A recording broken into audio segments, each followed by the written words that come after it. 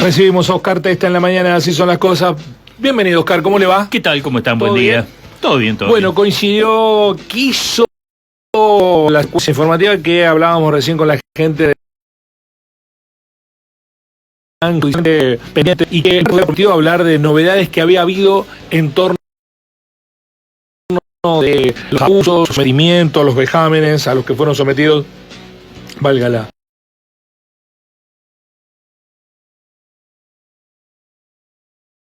utilización de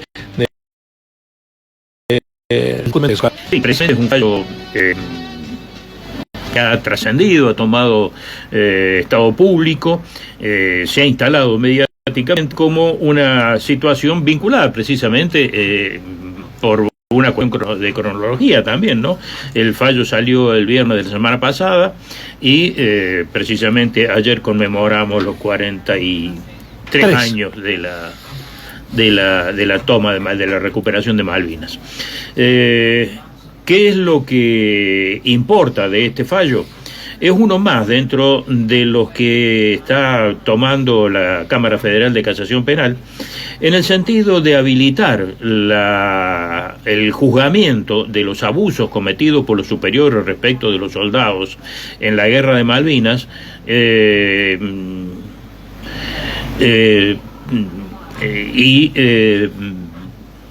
dejar de lado, descartar la prescripción, que es sistemáticamente lo que venían recurriendo quienes estaban imputados en estas causas.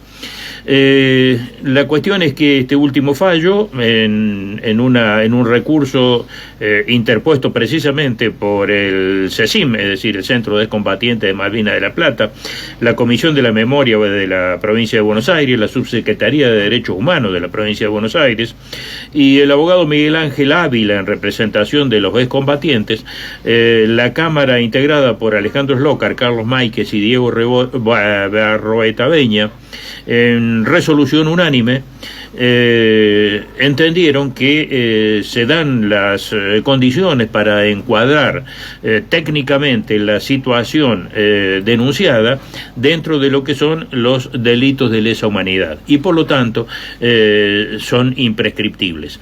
En razón de ello elevaron también la causa a la Corte Suprema de Justicia para que desde allí se resuelva en definitiva qué es cuál va a ser el destino precisamente de la enorme cantidad de causas que hay, porque ya son 8 las causas que han llegado a la Corte Suprema con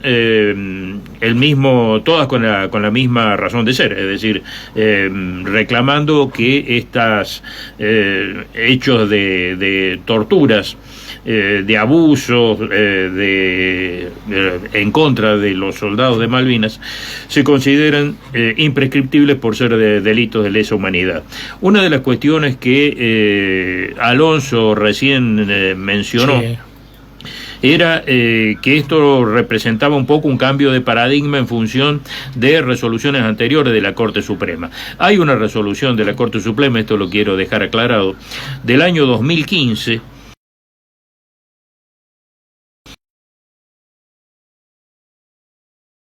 una resolución firme, los cuales ya no están más integrando la Corte, que resolvió dejar firme en una causa Taranto una resolución de la Cámara Federal de Casación Penal en el sentido de que había revocado los fallos precedentes que entendían que se estaba en presencia de delito de lesa humanidad.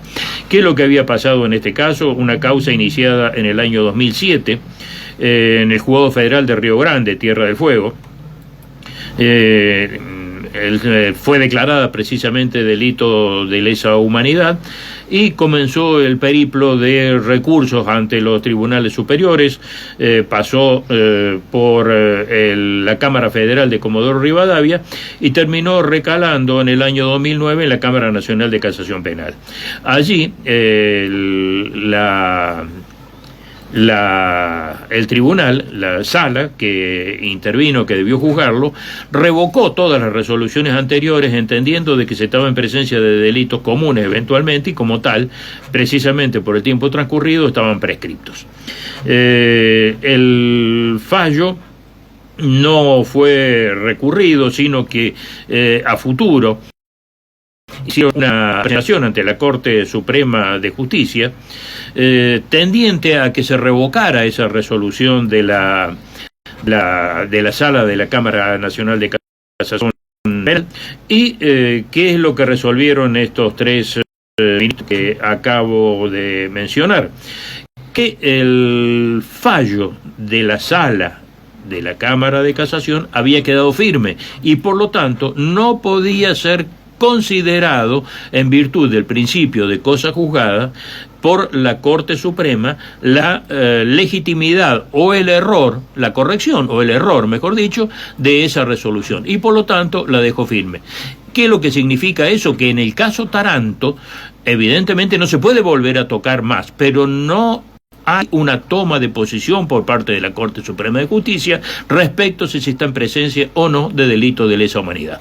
Esa es la situación que concretamente tendrán que no es tan buena la noticia, no ancla el precedente. No ancla el precedente, exactamente. Es decir, no es que se esté buscando con todas estas resoluciones un cambio en la posición de la Corte Suprema, lo cual eventualmente podría ser factible también, teniendo en cuenta que esa resolución no era de la actual, esa mayoría conformada en aquel momento, estaba integrada por dos miembros que ya no están, sino que la cuestión es esta: la Corte no tomó posición respecto de lo que se le había solicitado, entendiendo de que el fallo de casación que revocó, ahí sí había una sala de casación que dijo que no se estaba en presencia de un delito de lesa humanidad.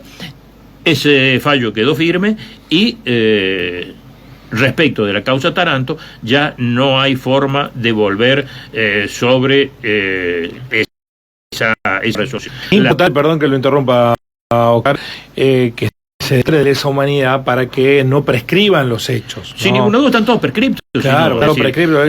Las denuncias, pese a todo lo que se sabía, lo que había trascendido a través de notas y otro tipo de producciones artísticas también, de que habían existido este tipo de hechos, nunca habían sido judicializados hasta principios de este siglo.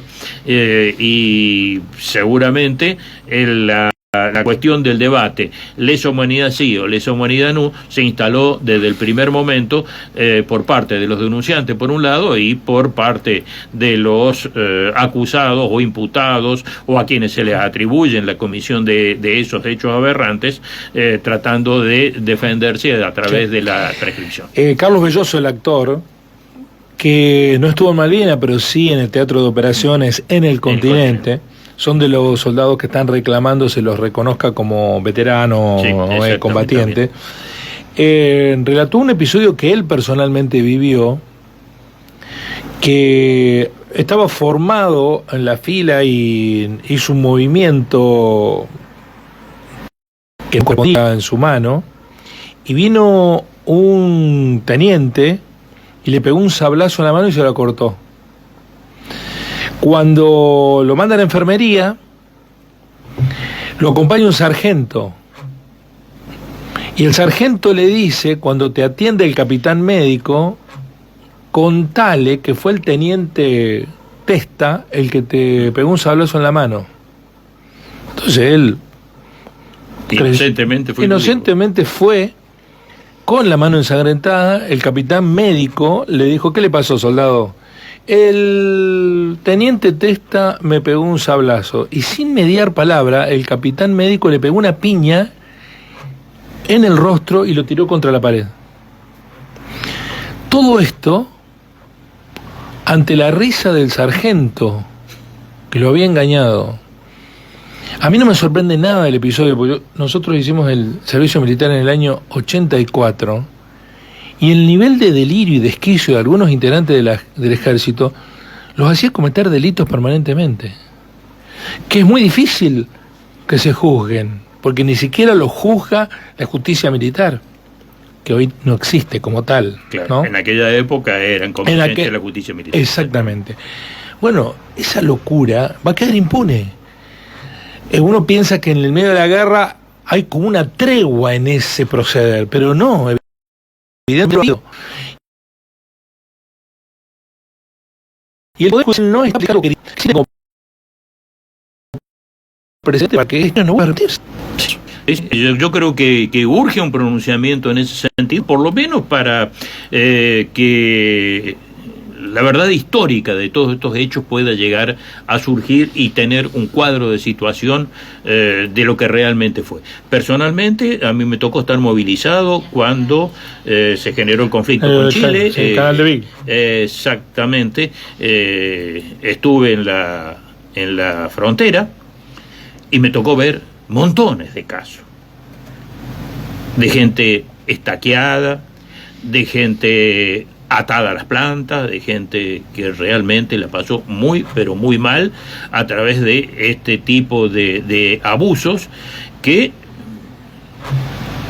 me da la impresión, por lo menos hasta que fue la muerte de Chirino, de que hay cierto sadismo metido dentro de mucha gente que está en las Fuerzas Armadas respecto del valor del ejercicio del poder de una manera abusiva, de una manera en la cual se regodean en el sufrimiento ajeno, que no tienen nada que ver ni con la disciplina ni con el castigo razonable para quien comete algún tipo de infracción en el cumplimiento del servicio, y que apunta más bien a ciertos desequilibrios emocionales de quienes lo aplican, y que realmente quien tiene la desgracia de padecerlo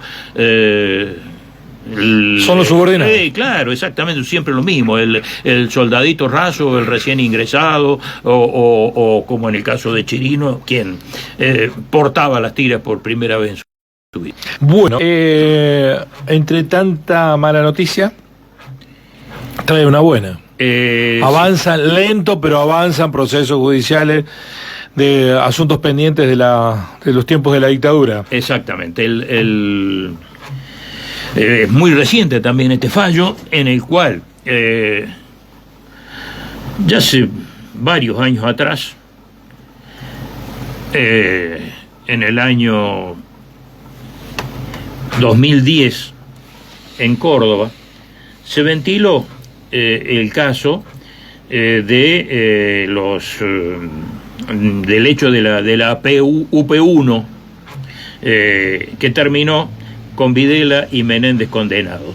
De lo que fue surgiendo en aquella causa, apareció la responsabilidad que ciertos sectores de la Justicia Federal de Córdoba tuvieron con determinados procederes, la inmensa mayoría de ellos omisivos, durante la época de la dictadura, cuando tenían conocimiento de lo que eran los hechos de violaciones sistemáticas de los derechos humanos. Jueces que miraban para otro lado. Sí, se hacían los tontos como directamente. Mínimo. Exactamente, como mínimo. Sí. Esas funciones, esas cuestiones omisivas, prácticamente no revisten ningún tipo de duda, precisamente en función de los elementos que habían quedado por escrito y de lo que había ocurrido y de los testimonios que se brindaron allí.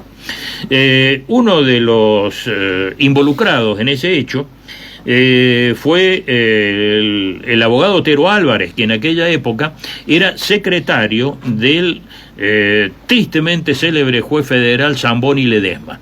Zamboni Ledesma era prácticamente un escribano de las fuerzas represivas que le daba todo el viso de legalidad que hacía falta a todas las mentiras que se fraguaban desde las fuerzas represivas, precisamente para justificar su accionar, haciendo aparecer como muertos en fuga a quienes aparecían tirados después de haber sido muertos en los centros clandestinos de detención, el tema de los robos, de las apropiaciones de chicos, todo este tipo de delitos aberrantes que ocurrieron precisamente desde el Estado en aquellos momentos.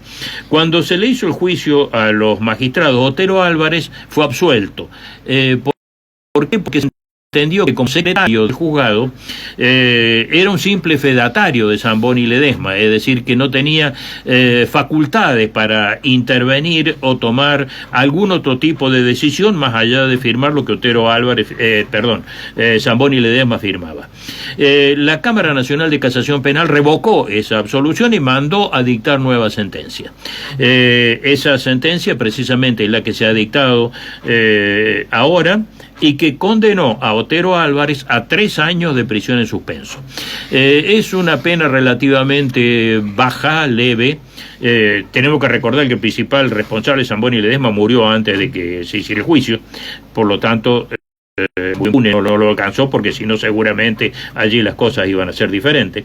Pero lo que no puede ignorarse es que Otero Álvarez, que posteriormente fue juez federal, camarista federal, incluso hasta que se jubiló, y se jubiló ahí en proximidades cuando el juicio ya se le venía encima, durante todos esos años no se limitó a firmar decretos, sino que tenía conocimiento directo, que tenía incluso hasta presencia física en determinados momentos y circunstancias dentro de lo que eran los centros clandestinos de detención, y precisamente desde allí la conducta exigible para un funcionario judicial en esas circunstancias no era precisamente la que siguió avalando y silenciando absolutamente todo, sino que lo que correspondía era otro tipo de actitud, otro tipo de conductas fundamentalmente.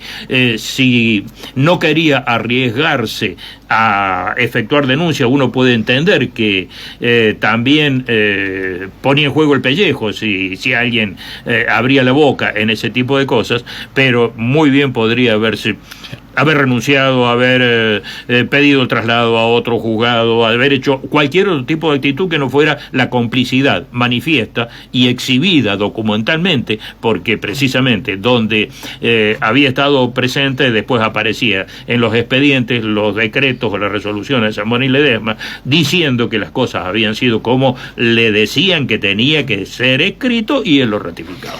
Esa complicidad manifiesta continúa en un sector de la justicia hoy, con el poder de turno, ¿no? Sí. Y sobre todo con el macrismo se hizo explícita de una forma atroz. Exactamente. Digamos que el caso Zamboni Ledesma y Otero Álvarez fueron muy, muy claras y muy precisas en lo que fue la represión de la dictadura aquí en Córdoba. Lo que pasa en Comodoro Pi, en Buenos Aires, es una cuestión realmente escandalosa, y bueno, veremos qué pasa hoy con Lijo, que hasta uno de sus hijos dilectos de Comodoro Pi tenía la posibilidad de sentarse en la corte. Muchas gracias, Oscar. Hasta el martes. Hasta el próximo martes. Así son las causas. Señores jueces, De delitos, tribunales, jueces y condenas. quiero renunciar expresamente a toda pretensión